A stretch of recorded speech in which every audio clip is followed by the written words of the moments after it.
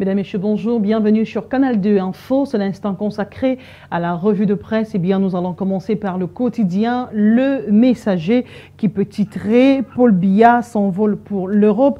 Au plus fort de la guerre contre Boko Haram, après moins de 140 jours passés au Cameroun, le chef des armées est allé en Europe hier, mardi 23 février, selon la CRTV. Et justement, le journal Le Messager nous informe qu'il s'en va pendant que le Cameroun est en guerre. Le chef des armées choisit d'aller en Europe. Les erreurs judiciaires au cœur des échanges lors de la rentrée solennelle à la Cour suprême. C'était hier l'ouverture de l'année judiciaire 2016 au Cameroun qui s'est faite en l'absence de Paul Biya, président du Conseil supérieur de la magistrature, a été marquée par l'audience présidée mardi 23 février 2016 par le premier président de la Cour suprême. Au cœur des échanges, les erreurs judiciaires, terme qui est maintes fois revenu dans le discours du président de la Cour suprême lors de la cérémonie d'ouverture de la rentrée judiciaire. Laquelle erreur judiciaire a envoyé plusieurs personnes en prison, parfois sur la base de rien du tout. Eh bien, dans les colonnes du journal Le Messager de ce matin, on s'intéresse au transport aérien et on peut lire en titre « Quand la Côte d'Ivoire tense le Cameroun, déploiement dans le ciel africain ». Dans ce panorama que propose Le Messager à ses lecteurs, il est question de revisiter un tout petit peu le parcours de cette entreprise ivoirienne en présentant les principaux résultats qu'elle a enregistrés depuis seulement 3 années d'activité.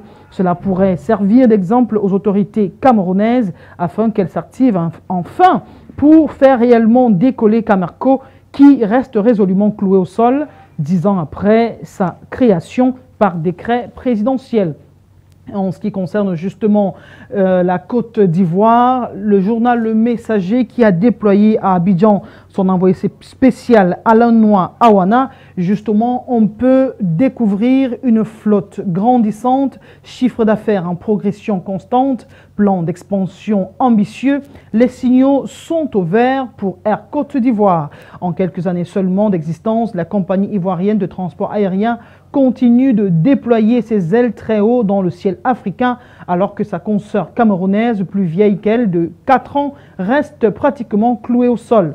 Regard croisé sur 2 destins diamétralement opposés. On parle de rapidité contre torpeur, on parle de destination 3 fois supérieure, des résultats extraordinaires. C'est le résultat justement du voyage, de la mission qu'a mené le reporter du journal Le Messager à Abidjan.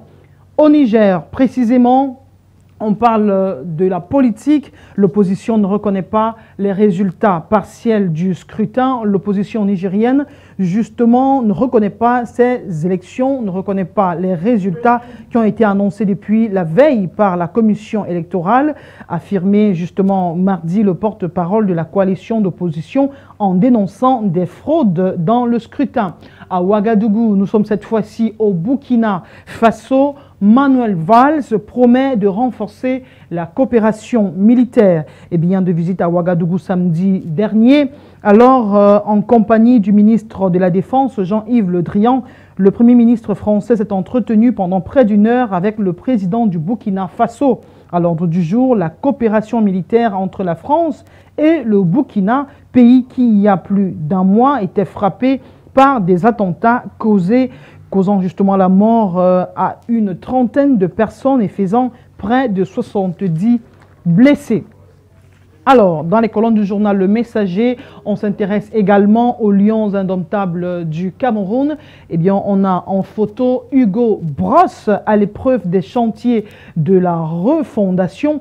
Passé le vent de contestation et la levée de boucliers que son recrutement a provoqué, le nouvel entraîneur sélectionneur de l'équipe nationale Fagnon qui a démarré la campagne de détection des nouveaux talents par la ville de Douala doit redonner au 11 national une ossature à la dimension de son aura, mais également un fond de jeu dépositaire du label des Lions indomptables du Cameroun.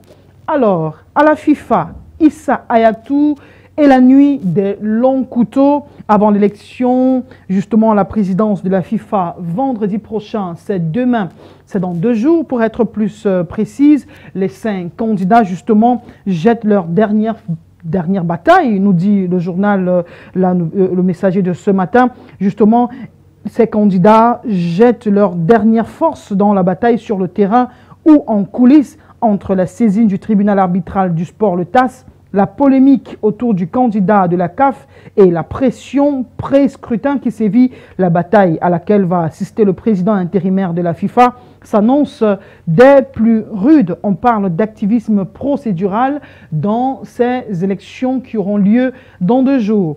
Alors nous restons dans le versant sportif pour nous intéresser au Paris Saint-Germain précisément. Samuel Eto'o, Didier Drogba et Kolo Touré soutiennent Aurier dans l'œil du cyclone depuis la diffusion d'une vidéo dans laquelle il insulte son entraîneur Laurent Blanc et certains de ses coéquipiers. Le défenseur latéral peut également compter sur quelques soutiens et non des moindres. Alors, nous avons dans les colonnes du journal Le Messager de ce matin un habitué des journaux. L'initiative, on l'appelle Jean-Michel Nithieu, c'est le président du Social Democratic Front dans la région du littoral.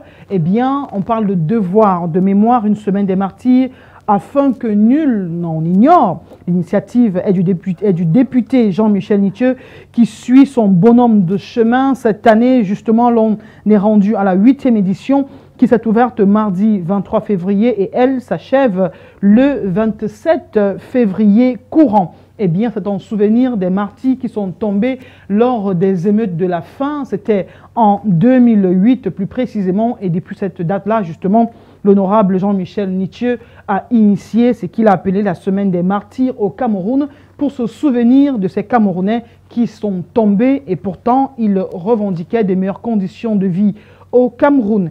Eh bien, nous sommes cette fois-ci dans les colonnes du journal La Nouvelle Expression. Eh bien, on s'intéresse à la présidentielle de 2018. Le journal La Nouvelle Expression nous informe de ce que l'idée d'une coalition divise l'opposition au Cameroun. Et c'est d'ailleurs l'information qui bat la une du journal La Nouvelle Expression de ce matin. Les leaders de l'opposition camerounaise ne sont pas unanimes sur une mise en place potentielle d'une coalition des partis politiques en vue des élections présidentielles en 2018. Alors, une coalition, pourquoi pas, s'interroge le quotidien La Nouvelle Expression. Si certains leaders des partis politiques de l'opposition se braquent automatiquement à l'idée de la création d'une coalition, d'autres par contre ne lui tournent pas le dos. Dans cette catégorie se classe le Social Democratic Front de Nidon Frundi. Selon le premier vice-président du parti, Joshua aussi, la formation politique est ouverte à toute idée de coalition regroupant les partis d'opposition dans le cadre de l'échéance 2018. Eh bien, le parti se veut de fait ouvert à toute mise en place de regroupement dans le scénario d'élection anticipée ou pas. Même son de cloche chez Maurice Kamto, le président du mouvement pour la renaissance du Cameroun. Alors, que nous dit le journal La Nouvelle Expression en ce qui concerne les réfugiés nigérians? L'accord sur le rapatriement n'a pas encore été signé. Les contours de cet accord qui devra être paraphé par le Cameroun et le Nigeria n'ont pas été totalement approuvés au terme de la visite de travail du ministre de l'Intérieur nigérien, Abdulrahman Bello Bodasso. Alors, en ce qui concerne la lutte contre le paludisme, eh bien, l'utilisation des moustiquaires imprégnés se pose comme solution. C'est la raison du lancement de la 2e campagne nationale de distribution gratuite des moustiquaires imprégnés à longue durée d'action, en abrégé MILDA, qui a eu lieu ce lundi 22 février 2016 à Douala. En ce qui concerne les élections à la Ligue du football professionnel au Cameroun, on nous signale que des fous interdits de postuler à la candidature. Fous entre guillemets. Bien sûr, la commission électorale a rendu public une litanie de conditions à remplir par les candidats et ceux-ci devraient fournir dans leur dossier des éléments qui justifient qu'ils jouissent de toutes leurs facultés mentales. Alors, eh bien, nous sommes dans les colonnes du journal La Nouvelle Expression et on revient sur les personnalités au Cameroun qui font profil haut et ceux qui font profil bas, justement en parcourant ces colonnes-là, vous les aurez. Et je vous donne quelques-unes de ces personnalités. En termes de profil bas, on a le jeune Bella Mbella, ministre des Relations extérieures. On a comme profil A les profils hauts, justement, les Lions indomptables du volleyball.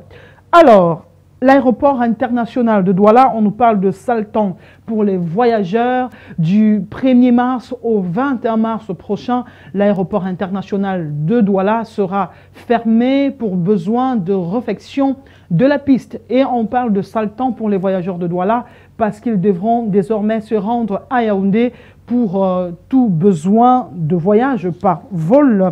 Eh bien, dans les colonnes du journal La Nouvelle Expression, on revient sur le transport terrestre. Cette fois-ci, il s'agit du périple des voyageurs de nuit. On se souvient, il y a quelque temps, le préfet Nasseri Paul Béa, le préfet du département du Vouri, justement, il prenait des mesures à l'effet de conduire toutes les gares vers Bonabéry, toutes les agences de voyage qui, selon lui, obstruaient les voies de circulation dans la ville de Douala. Eh bien, toutes ces agences de voyage devraient désormais officier du côté de la gare routière de Bonabéry. Selon le journal La Nouvelle Expression de ce matin, toutes ces agences-là n'ont pas respecté le mot d'ordre du préfet Nasseri Paul Béa et depuis le mois de décembre, on les voit exercer de jour comme de nuit. Et justement, en rencontrant le préfet Nasseri Paul Béa, il dit qu'il leur a ordonné, justement, il leur a accordé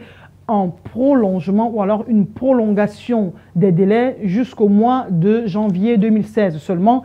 Jusqu'à présent, nous sommes rendus vers la fin du mois de février. Ces agences-là, justement, continuent d'exercer sans être inquiétées. Alors, nous allons sortir avec cette information du cyclisme, justement, au Cameroun pour l'année 2016. Le Tour cycliste, les acteurs, justement, les cyclistes, revendiquent le paiement de leurs primes. Ils voudraient qu'on leur verse 3 millions de francs CFA et ce, juste avant qu'ils ne montent sur les vélos. Et ils estiment, justement, qu'en fonction de ce que les sponsors devraient verser, eux aussi devraient y avoir quelque chose. Mais présentement, 750 000 francs CFA ont été mis à leur disposition. Mesdames, Messieurs, nous mettons un terme à la revue de presse Made in Canal 2 Info. Au nom de toute l'équipe de production, Mesdames, Messieurs, je vous dis merci pour votre fidélité.